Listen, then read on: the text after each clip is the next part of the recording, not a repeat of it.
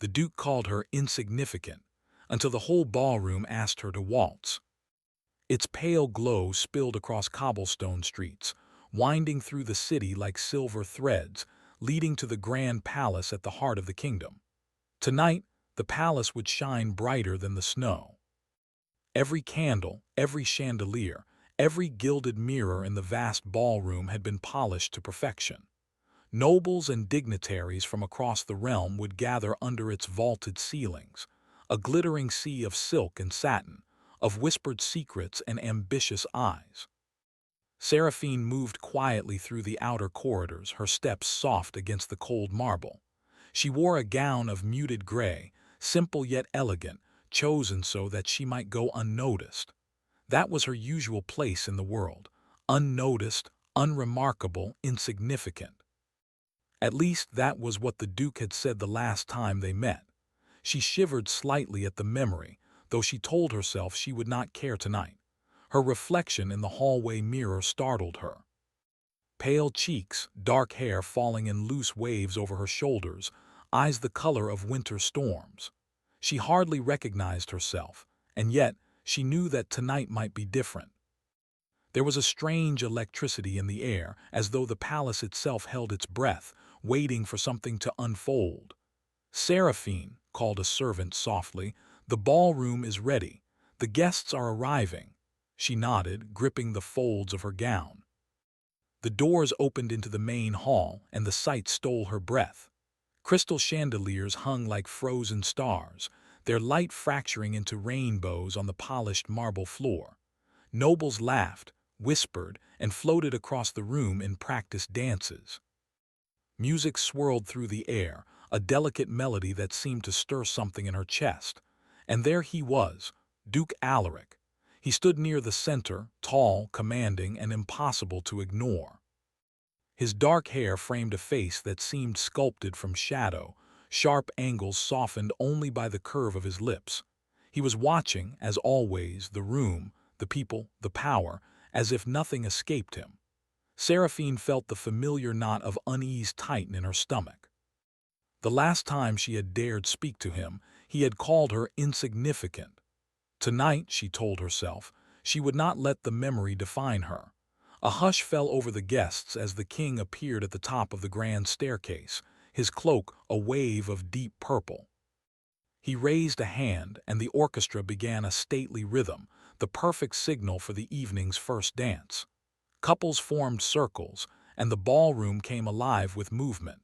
Seraphine lingered at the edge, unsure whether to join. She watched as Duke Alaric's eyes swept the room, calculating, assessing. And then, as if noticing her for the first time, his gaze lingered. She felt her heartbeat quicken, a mixture of fear, curiosity, and something she could not name. A masked stranger brushed past her, leaving behind a faint scent of jasmine and candle smoke. He whispered something so softly she almost did not hear. "Power lies hidden in those who seem small. Watch the light in your own shadow." Seraphine blinked, but when she looked again, the stranger had vanished into the crowd. The words echoed in her mind, strange and unsettling, yet oddly comforting. Perhaps, she thought, she was not as insignificant as the Duke claimed. A noblewoman near the Duke tripped slightly on her gown. Seraphine instinctively reached out to steady her, and the Duke's eyes snapped to her. For a brief moment, the world seemed to contract to just the two of them, the swirling lights, the music, the courtly chatter fading into silence. "You," he said, his voice low, smooth, and laced with a hint of disdain, "you are far too quiet for a ballroom." Seraphine's fingers stilled. I like to observe," she said softly. Alaric's dark eyes narrowed, and for the first time he seemed unsettled. "Observe, yes, but you must remember your place. You are insignificant here, a shadow." The words struck her like ice, sharp and cruel. But this time, instead of retreating, she lifted her chin, her gaze steady. "Perhaps shadows are meant to notice things that others cannot," she said, her voice firmer than she expected.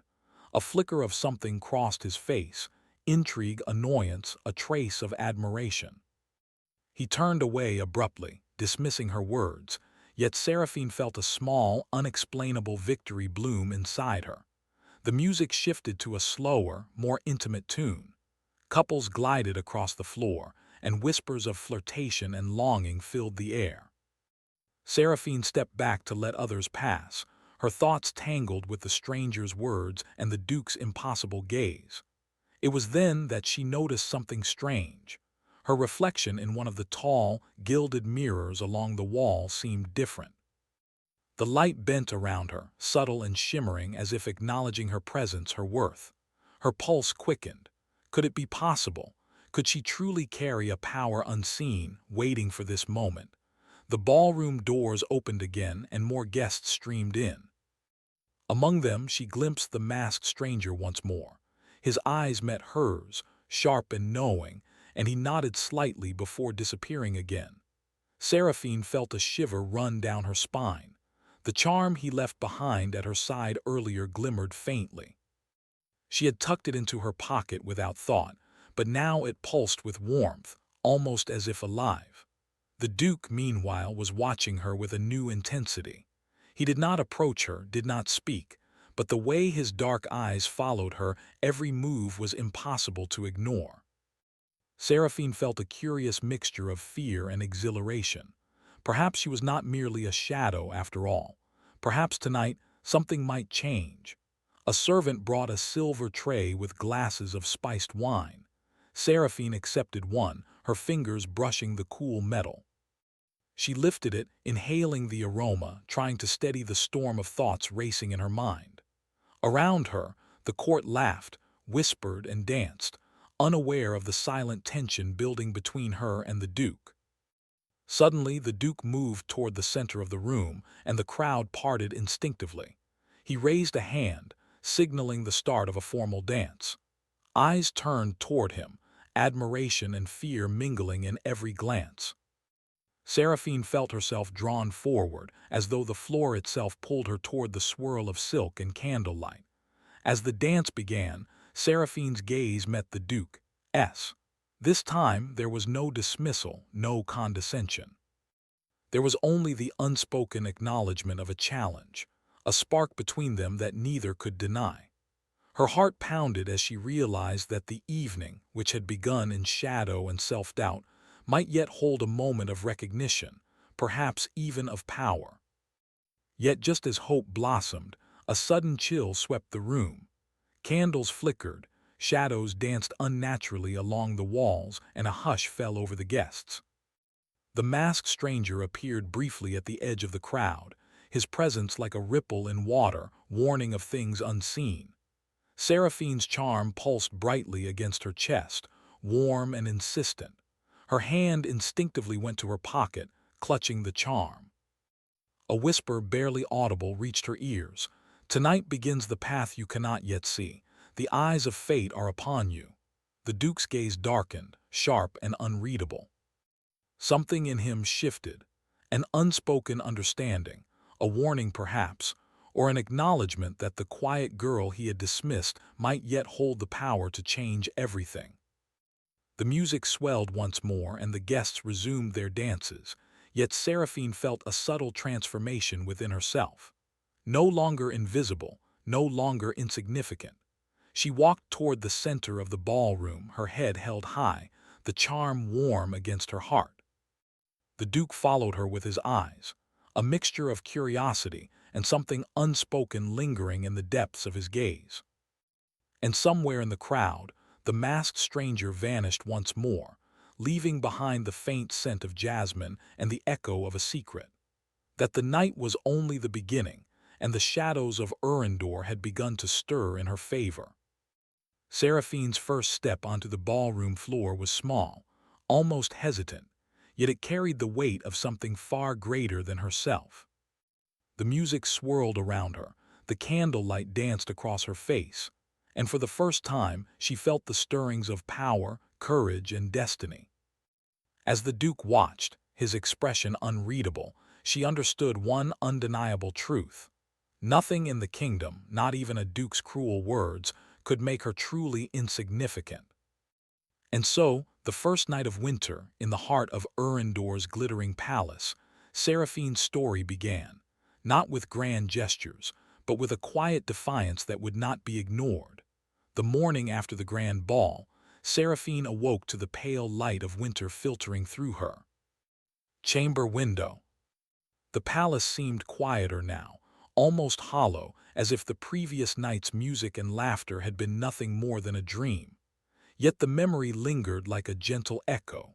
The chandeliers, the swirl of gowns, the watchful eyes of Duke Alaric. Most of all, the pulsing warmth of the charm in her pocket, which had not left her side since the stranger gave it to her. She sat on the edge of her bed, fingers brushing the delicate trinket.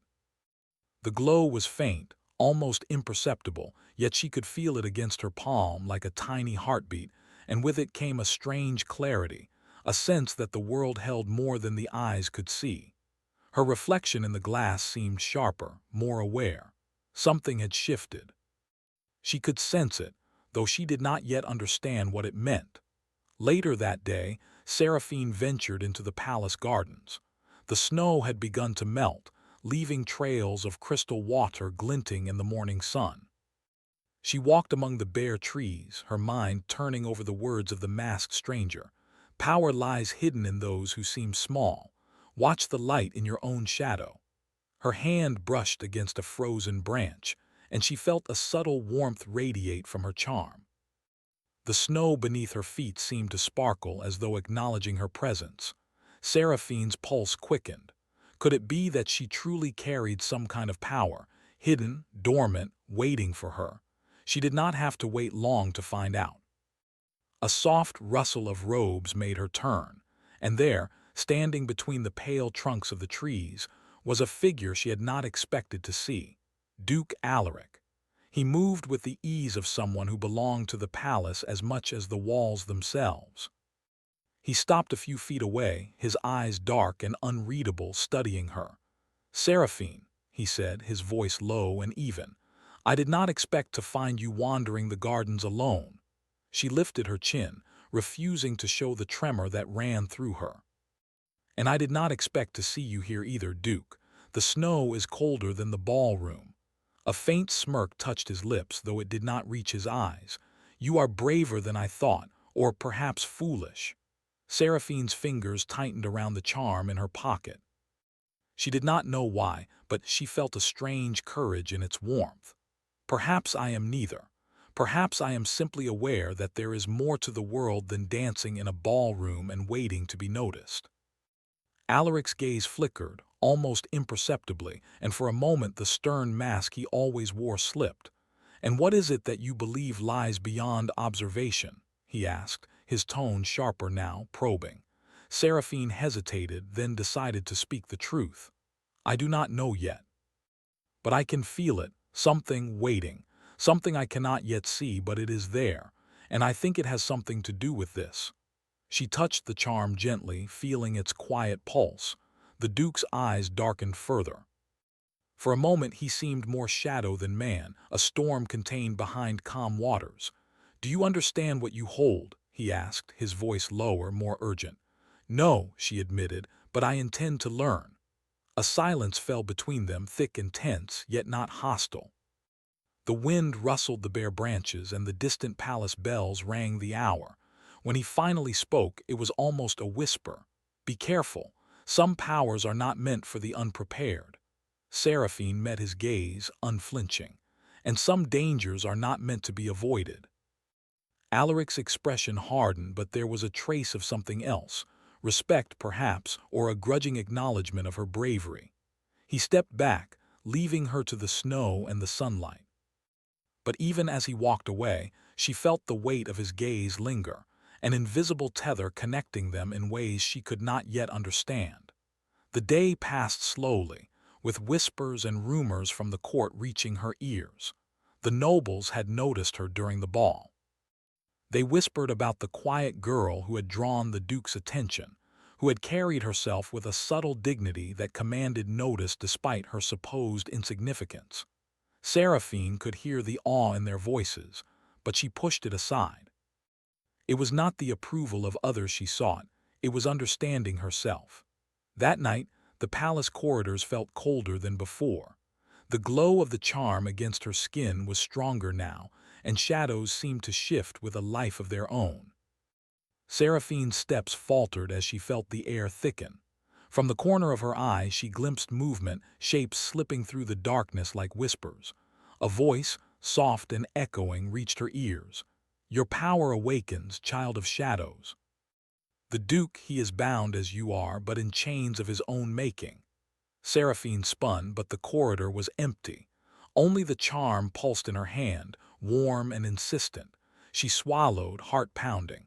This was no longer a game of whispers and curiosity.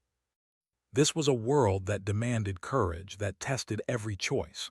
Days turned into weeks, and Seraphine's confidence grew. She began to notice subtle changes within herself. When she walked through the halls, the air seemed to shift slightly, almost imperceptibly. Her voice carried weight in conversation, though she never raised it in anger. She discovered that she could influence the smallest details, the tilt of a curtain, the fall of candlelight, the attention of those around her. It was intoxicating, yet frightening. Meanwhile, the Duke's attention never wavered. He watched her from a distance, often silently, and when they met in conversation, his usual sharp tone softened with an almost imperceptible caution. He was a man who commanded fear and respect in equal measure, yet in her presence he seemed uncertain, as if her quiet strength unsettled him in ways he could not control. One evening, the Duke approached her in the library. The room was vast, filled with towering shelves of ancient tomes, the scent of old parchment heavy in the air. Seraphine was reading a book of old legends when he appeared, his shadow falling over the page. "You are becoming more noticeable," he said, his voice low. "Some would call it dangerous." She did not look up immediately. Instead, she closed the book slowly and met his gaze. "I am simply learning who I am. If that makes me dangerous, perhaps it is only because the world has been blind to those who appear small." Alaric's jaw tightened. He was not used to being challenged in this way. Most people flinched at his presence, few spoke to him as equals. Yet Seraphine did, and he could not turn away. "You must be careful," he warned, stepping closer. "Power without control is a curse. You may not see the consequences of your actions until it is too late." Seraphine's fingers brushed the charm in her pocket instinctively. "I will not let fear control me," she said softly. "Not anymore." For a long moment neither spoke. The library seemed suspended in time, a silent witness to the tension between them. Alaric's eyes, dark and intense, searched hers, perhaps trying to read what she herself had not yet fully understood.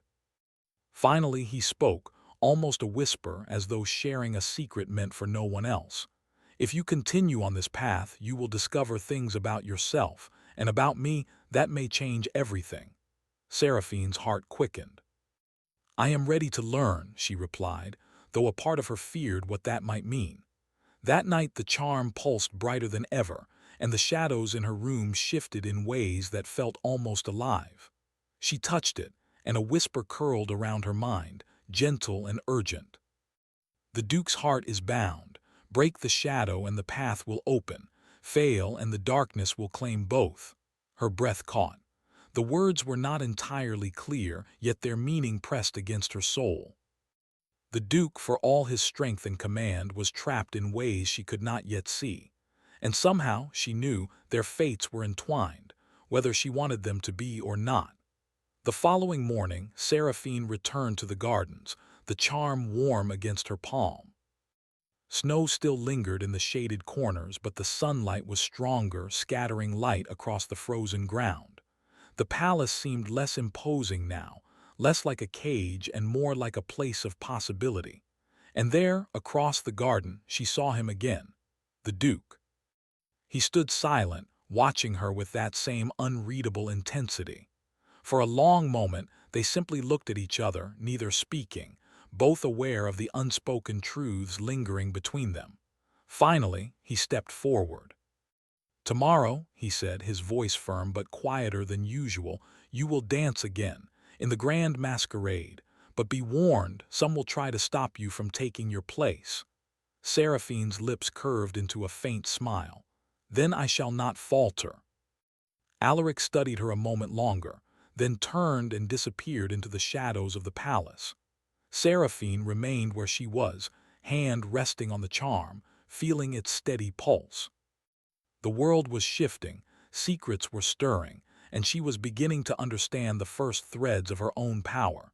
Tonight, she had grown from shadow into something more.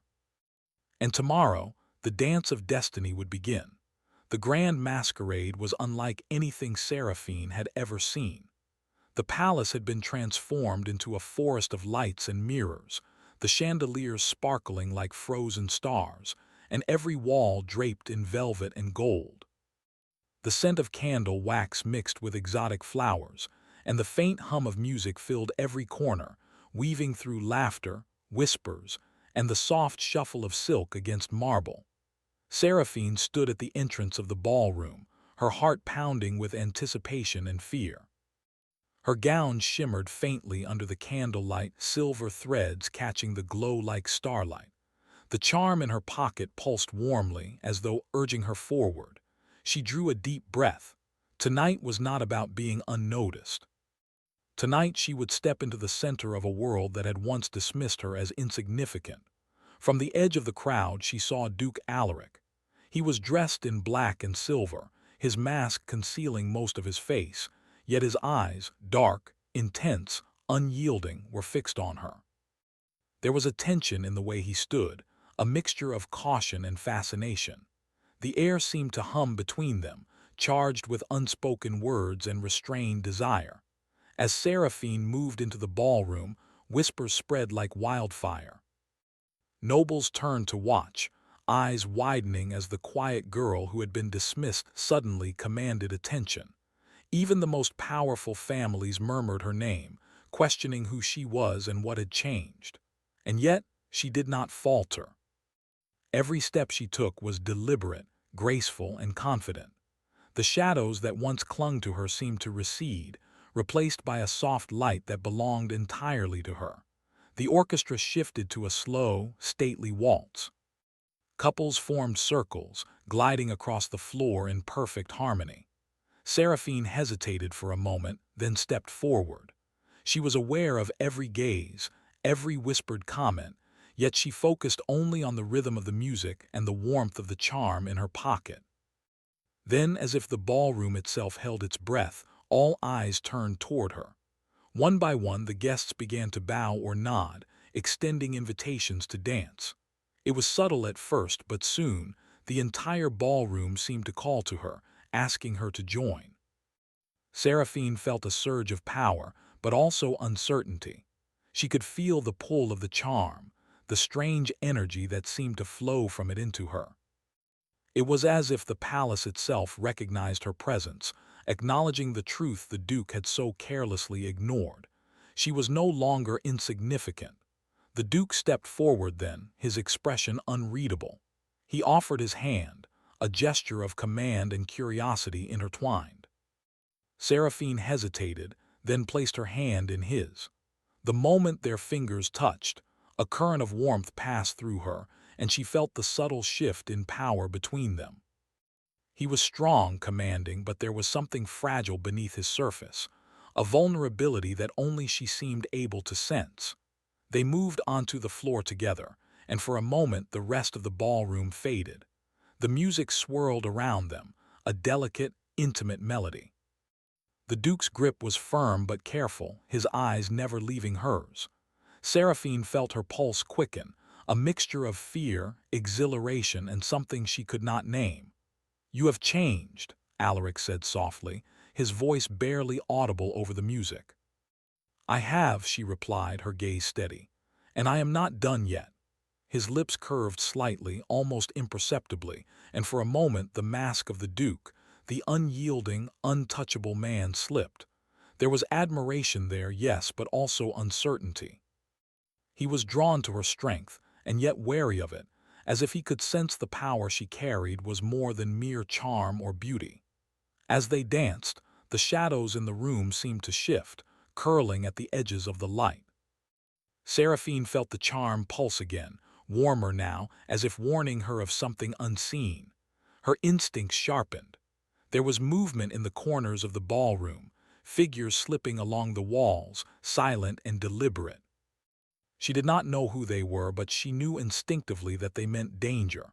The Duke seemed to sense it too. His hand tightened slightly around hers and his eyes flicked toward the shadows. "Stay close," he murmured. "Tonight you are not just dancing. You are being tested." Seraphine nodded, heart pounding, yet she felt no fear, not when she could sense the strange power flowing through her, linking her to the charm and somehow to the Duke himself. They continued to waltz, each step measured, deliberate, every movement a conversation of unspoken words. Then, as the music swelled to a crescendo, the shadows shifted more boldly. Figures in dark cloaks moved from the edges of the ballroom, their intentions clear and threatening. The guests, caught in their revelry, barely noticed until one of the cloaked figures lunged forward, aiming for a nobleman near the Duke. Without thinking, Seraphine stepped forward, her hand brushing the charm in her pocket. A pulse of warmth spread outward, subtle but powerful, and the figure froze mid-step. The shadows around the cloaked intruders seemed to ripple, as though acknowledging her presence and her command. The Duke's eyes widened, a mixture of astonishment and respect. "You can control it," he whispered, almost in disbelief. Seraphine's pulse raced. She had never tried to wield the charm so openly, yet the danger demanded it. Slowly, carefully, she extended her free hand, feeling the energy flow through her. The cloaked figures hesitated, then retreated, their shadows dissolving into the corners of the room. The music, which had faltered for a moment, resumed, though a tension lingered in the air. The guests were unaware of the subtle battle that had just occurred, seeing only the calm grace of Seraphine and the Duke as they continued to dance. Yet for the first time, the Duke seemed not merely intrigued by her, but unsettled. He had underestimated her strength, and the realization both thrilled and unnerved him. As the final notes of the waltz faded, the ballroom erupted into applause. Seraphine's cheeks flushed, but her gaze remained on the Duke.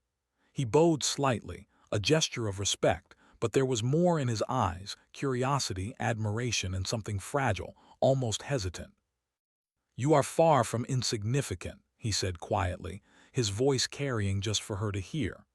"And you are far from untouchable," she replied, her words deliberate, gentle, yet filled with quiet strength. The Duke's lips pressed into a thin line, a flash of emotion crossing his features before he turned, disappearing into the crowd. Seraphine remained where she was, her chest rising and falling, the charm still warm against her heart. The night had changed everything. She had discovered her own power, and in doing so she had shifted the balance between herself and the Duke. Yet the sense of unease lingered. The shadowed figures had not been mere accidents. Someone, or something, was testing her, probing the limits of her abilities. She had won the first challenge, but the larger trial, she realized, was only beginning. As the guests continued to dance and laugh, Seraphine felt the subtle pulse of the charm, its warmth a reminder that the path ahead would be far from simple. The Duke was bound by his own secrets, just as she was awakening to hers. Their destinies, she sensed, were intertwined in ways neither fully understood. Later, in the quiet of the palace gardens, Seraphine watched the snow glint under the moonlight. The charm in her pocket pulsed softly, almost like a heartbeat, reminding her that the night's events were only the beginning. She had faced danger, she had shown strength, and she had drawn the Duke's attention in ways that neither could ignore. And somewhere in the shadows, the masked stranger observed silently, unseen and yet ever present, his eyes sharp, knowing. He whispered almost to himself, "The path has begun. The dance is not over, and the Duke, he must learn as she has that power is not given, it is claimed." Seraphine shivered, a mixture of anticipation and uncertainty. The grand masquerade had revealed much. The power within her, the hidden fragility in the Duke, and the shadowed threats that lingered at the edges of her world. But it had also shown her something else, a spark of connection, a silent understanding between two people who, despite fear, pride, and secrets, were bound by fate and circumstance. She returned to her chamber that night, her mind racing, her heart both exhilarated and heavy. The charm glowed faintly in her pocket as though aware of the choices she would face. The Duke's words echoed in her mind, soft and unsteady. "You are far from insignificant." Yes, she thought, she was far from insignificant. And the Duke, for all his power, was far from untouchable. Tomorrow, the palace would awaken again, the court would whisper, and the shadows would move closer. But tonight, Seraphine allowed herself a quiet victory, a moment of understanding. She had stepped into the light and she had not faltered. Yet deep down, she knew the charm had more to teach her, the Duke had more to reveal, and the shadows were only beginning their game. The palace was quiet as dawn crept across the towers of Urindor, casting long, pale shadows over the snow-dusted gardens. Seraphine awoke with a start, the memory of the grand masquerade still vivid in her mind. The swirling gowns, the glittering chandeliers, and the Duke's intense gaze. Her heart still raced at the memory of their dance, the invisible tension that had stretched between them like a taut string. Yet the morning brought no peace. The charm in her pocket pulsed with a steady warmth, almost like it was alive, reminding her that the trials were far from over. She rose and dressed, choosing a gown of deep blue that seemed to drink in the early light. Today she would face the shadows that had followed her since the ball, and perhaps, finally, confront the truth about Duke Alaric and the chains that bound him. The corridors of the palace were empty, the echoes of her footsteps mingling with the faint whispers of the wind outside. She made her way to the library, where she knew the Duke often retreated in the early hours. The room was vast and silent, filled with towering shelves of books, their pages yellowed with age. The fire in the hearth had burned low, leaving only a gentle warmth. Alaric was already there, standing by a window, looking out over the frost-covered gardens. He turned as she entered, his mask removed, revealing a face more vulnerable than she had ever seen. The hardness that always guarded him was softened by exhaustion and worry. "You came," he said quietly. "I did," she replied, her voice steady. "And I think it's time we spoke honestly, about the charm, about the shadows, and about you." His gaze darkened, conflicted. "Some truths are dangerous, Seraphine. You may not be ready to bear them." "Then I will be ready," she said firmly. "I have come this far. I will not turn back now." The Duke sighed, a sound of both resignation and relief. "Very well, the truth is this. My heart is bound by a curse, older than this palace, older than even the king himself. It was placed there long ago, a chain of regret and pride, which has kept me from feeling, from trusting, from being whole. Only someone who can see beyond my power, beyond my shadow, could ever hope to reach it." Seraphine listened, the weight of his words pressing against her chest. The man she had once thought untouchable, cold, and unyielding was vulnerable, trapped by forces of his own making. She felt a surge of empathy, a desire to help him, even as her own power stirred in response to the charm. "How can I help you?" she asked softly. Alaric hesitated. "You cannot simply break it. The curse binds itself to the heart and the will. It requires acknowledgement and courage, and perhaps trust." Seraphine considered this, feeling the warmth of the charm pulse against her palm. She realized that the path ahead was not only about power or danger, it was about connection, about reaching someone who had hidden behind fear and pride for far too long. "Then we will do it together," she said. "Whatever the trial, whatever the shadows, we face it as equals." For the first time, the Duke allowed himself a faint smile. "I did not think I would ever hear those words from anyone. You are far braver than I imagined." Their conversation was interrupted by a sudden chill in the room. Shadows crept along the walls, more defined than before, twisting into shapes that whispered and stirred. Seraphine gripped the charm tightly, feeling its warmth grow, mingling with her own courage and resolve. "They are coming," she said, her voice steady but urgent. Alaric's eyes narrowed. "Then we have no time to waste." The shadowed figures entered the room, cloaked and silent, their intent clear. Yet this time, Seraphine did not hesitate. She stepped forward, extending her hand, letting the energy of the charm flow through her. The shadows recoiled, flickering like candlelight in a storm, then paused, recognizing the power she wielded. The Duke moved beside her, his presence strong and unwavering. He did not command the shadows, but he did not falter, standing as her anchor, his strength and her courage combining into a quiet force that pushed the intruders back. Together, they were a force neither had expected, her awakening power and his unbroken resolve, woven together by trust and shared destiny. As the last of the shadows dissolved into the corners of the room, Seraphine turned to the Duke. "It's done," she said, though her chest heaved with the effort of holding the energy. Alaric studied her with an intensity she had never seen before. "It is only beginning," he murmured. "But you have proven more than I imagined. Perhaps the curse can be broken after all." Seraphine's eyes widened. "You mean there is hope?" "Yes," he said, his voice steady now, almost gentle. "But only if we both choose it. Only if we face our fears and our truths. Only if we trust." For a long moment, silence stretched between them. The fire in the hearth crackled, casting flickering light over their faces. Seraphine felt the full weight of the journey that had brought her here, the humiliation, the doubt, the small victories, and the growing understanding of her own power. And she understood, too, the depth of the Duke's burden, the chains that had held him in shadow for so long. "I trust you," she said finally. Alaric's gaze softened, the hardness of his exterior melting into something fragile and real. "Then we begin," he whispered. They stepped closer, hands brushing, the warmth of their connection mingling with the pulse of the charm. Seraphine closed her eyes, letting the energy flow through her, and felt the Duke's hand in hers, firm and grounding. Together they focused on the bond that had formed between them, an unspoken promise, a shared courage, a spark of trust.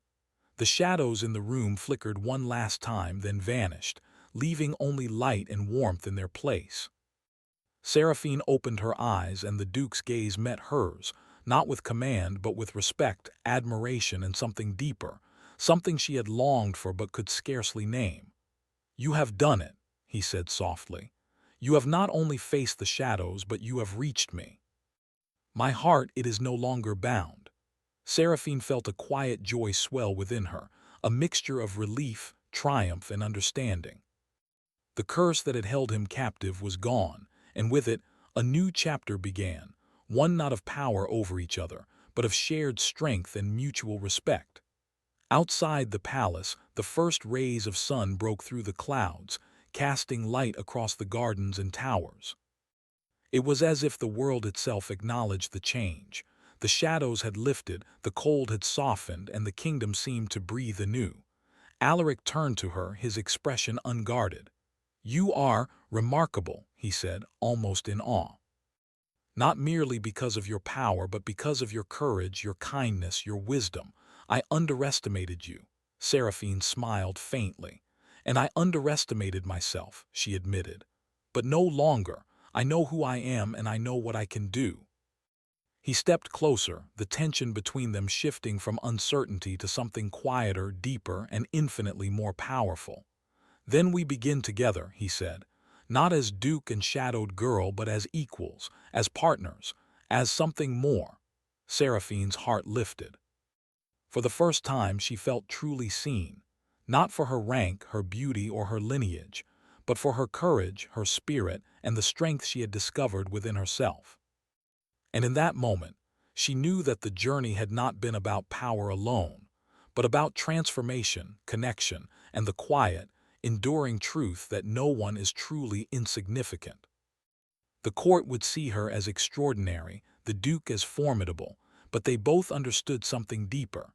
That trust, courage, and love, the true forms of power, were what had broken the shadows and forged a bond stronger than any curse. Together they walked through the palace gardens, hands brushing, the sun warming their faces. The charm pulsed faintly in her pocket, its purpose fulfilled, yet leaving behind a subtle promise that their story, though victorious tonight, was only beginning. There would be challenges, shadows, and tests of courage ahead, but they would face them together. And in that quiet, fleeting moment, Seraphine realized the truth she had always suspected. She was never insignificant, and neither was the Duke who had once called her so.